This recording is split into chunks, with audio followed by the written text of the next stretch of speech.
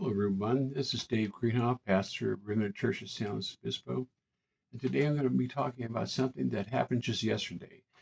Now, Charlie Kirk was struck down. He was assassinated. He was killed at a university rally, basically, where he was having a gathering with about, I think, 3,000 students. And he was answering their questions and talking about different things in society and about religious things, and he was struck down by an assassin from a rooftop, I believe, from about 200 yards away. He was out there doing his job as a Christian, as we all should be doing. And Jesus talked about in the end times, evil would abound, it would grow, it would intensify before we leave as a church in the rapture, and then it will get worse. Well, right now, it is increasing very fast. And for a man to go out there that was living for the Lord and just wanted to communicate with young people, college students, and have this happen is terrible, very terrible.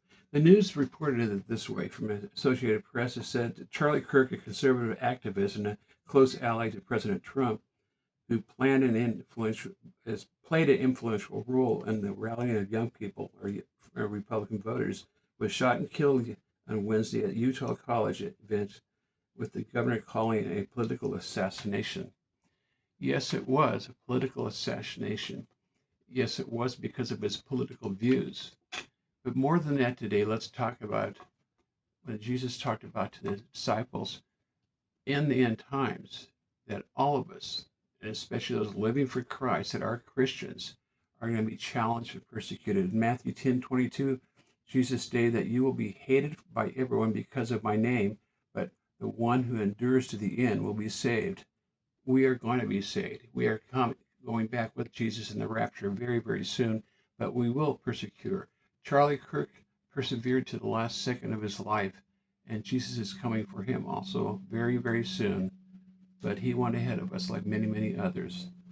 Also, it says here in John 15:20 that Jesus explained that in the world's hatred for me, you will be mistreated, and anyone that really loves Jesus and lives for him will be basically persecuted because they love Jesus and live for him.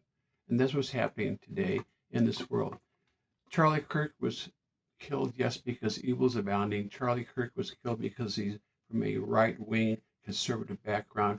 But more than anything, Charlie Kirk was assassinated because evil is abounding, and he was living for Jesus, and the devil just can't take that.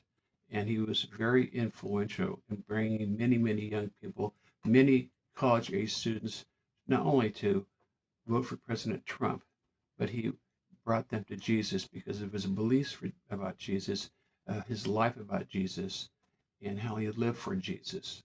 And our prayers and go out to Charlie Kirk's wife and children and family right now. We pray that just they can come together and the Lord will just comfort them through this whole ordeal.